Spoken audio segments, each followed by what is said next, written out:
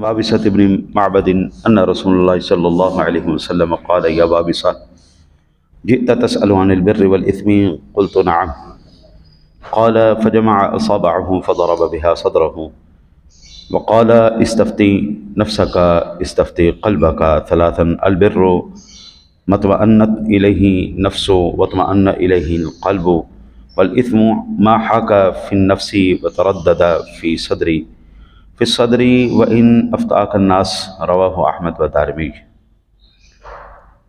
حضرت وابصہ ابن معبد یہ رسول اکرم صلی اللہ علیہ وسلم کی بارگاہ میں حاضر ہوئے اور بیٹھ گئے۔ ابھی حضور سے سوال نہیں کیا۔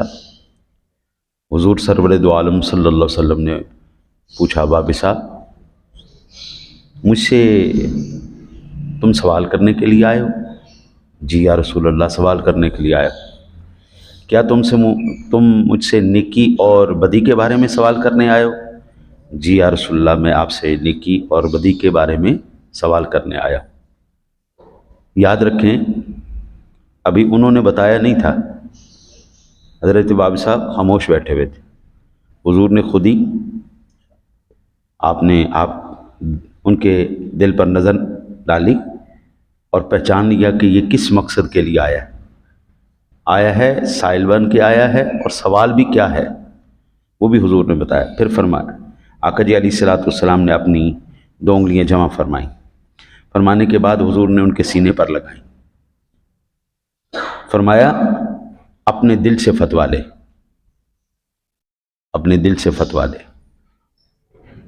سینے پر 3 مرتبہ آقا جی نے ایسے کھٹکائیں انگلیاں اور فرمایا اپنے دل سے فتویٰ لیا کرو، نیکی وہ ہے جس پر طبیعت جمے اور جس پر دل مطمئن ہو، اور گناہ وہ ہے جو طبیعت میں چبھے اور دل میں کھٹکے اگرچہ لوگ اس کا فتویٰ دے دیں۔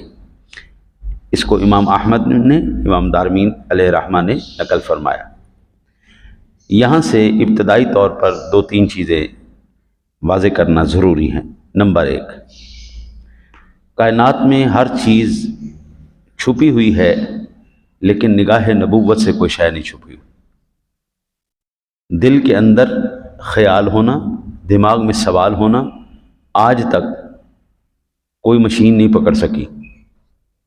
یہ اندازہ لگایا جا سکتا ہے، مشینیں لگا کے یہ جھوٹ بول رہا ہے یہ سچ بول رہا ہے، لیکن اس میں بھی، ان مشینوں میں بھی لوگ جو ان کو ڈاج کرنے کے لیے بندے بڑے تیار ہو چکے ہیں۔ یعنی جھوٹا اتنا کوئی زبردست قسم سے جھوٹ بولتا ہے کہ مشین بھی کہتی ہے یہ سچ بول رہا ہے۔ اور صحیح بات ہے، مشینیں بھی دھوکہ دے دیتے مشینوں کو، لیکن قربان جائیں سرور دو عالم صلی اللہ علیہ وسلم کی نگاہ نبوت پر آقا جی دیکھ رہے ہیں اس کے دل میں کیا ہے، سوال کیا ہے، اس کا آنے کا مقصد کیا ہے۔ یہ تو صرف انسان ہے۔ میں نے وہ احادیث بھی پڑھی ہیں جس میں سرور دو عالم صلی اللہ علیہ وسلم نے یہ ارشاد فرمایا یہ احد پہاڑ ہے، یہ مجھ سے محبت کرتا ہے۔ ایک پہاڑ کا نام لے کے فرمایا یہ مجھ سے نفرت کرتا ہے۔ انسان تو انسان رہے، پتھروں کے دلوں کے اندر جو کیفیات ہیں میرے مصطفیٰ کریم صلی اللہ علیہ وسلم وہ کیفیات بھی جانتے ہیں۔ ایک بات یہ ہو، دوسری بات وہ لوگ جو کہتے ہیں کہ از خود قرآن پڑھ کے سمجھو، از خود حدیث پڑھ کے سمجھو، اس حدیث پاک نے ان لوگوں کا منہ بند کر دیا۔ اگر از خود پڑھ کے سمجھ آ جاتا ہوتا تو حضور کے فرمان سن کے ہی کافیت تھا، صحابہ عمل کر لیتے، قرآن پاک تو نازل ہو رہا تھا۔ حضرت وابصہ گئے حضور کے پاس، جا کے حضور سے پوچھا، سوال کیا۔ سادہ لفظوں میں آج کل کی ٹرم میں کہوں تو شاگرد اپنے استاد کے پاس گیا، مرید اپنے پیر کے پاس گیا، اور انہوں نے پھر ان کو طریقہ کار بتایا۔ قرآن بھی فائدہ جب ہی دے گا، فرمان مصطفیٰ بھی فائدہ جب ہی دے گا جب کسی ماہر استاد کے پاس بیٹھ کر آپ سیکھیں گے تو آپ کو فائدہ دے گا۔ اگر از خود سمجھ کر اس پر عمل کی کوشش کریں گے تو پھر یہ جو ساتھ ہمارے نفس لگا ہوا ہے نا، یہ بڑی خوفناک چیز ہے۔ یہ معیارات کو اور ترجیحات کو بدل دیتا ہے۔ شرابی کے آگے سب سے زیادہ قیمتی کیا چیز ہے؟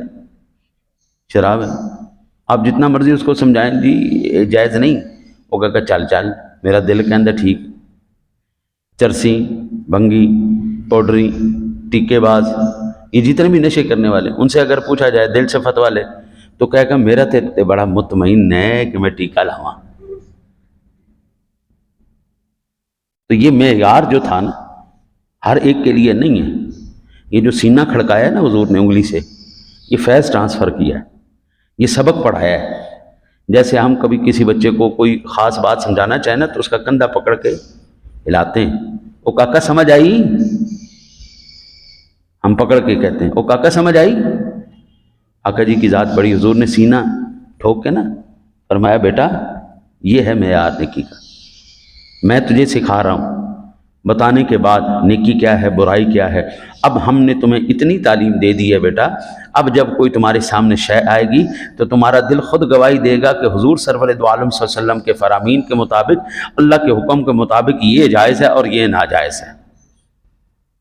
اب اتنا ہم نے تمہیں سکھا دیا بچے کہ اب جو بھی چیز تمہارے سامنے آئے گی نا وہ بالکل کھلم کھلا واضح ہو جائے گی، یہ حلال ہے اور یہ حرام، کیونکہ حضور نے خود صحابہ کو سکھایا ہے۔ اور جب صحابہ کو سکھا دیا معاملات بالکل ٹھیک ہو گئے، ٹھیک ہے نا جی۔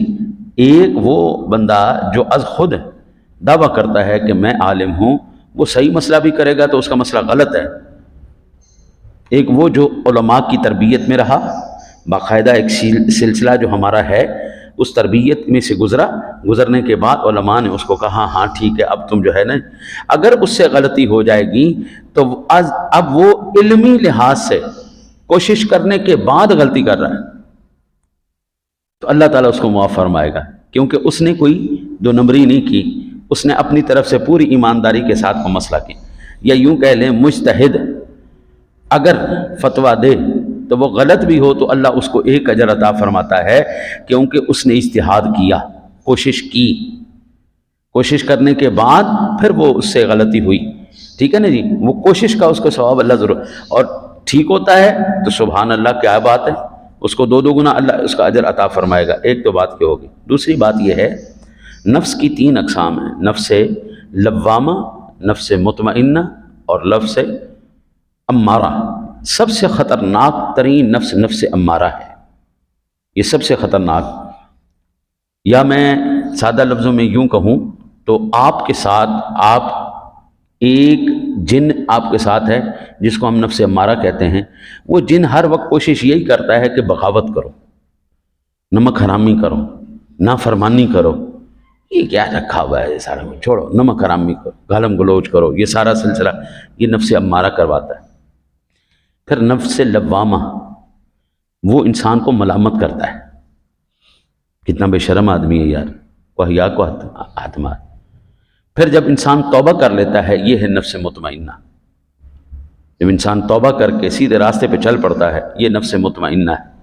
اس کے بارے میں میرا پاک کلام، اللہ کا پاک کلام ارشاد فرماتا ہے یا ایتھا النفس المطمئنہ ارجعی الی ربک راضیۃ مرضیہ فادخلی فی عبادی وادخلی جنتی۔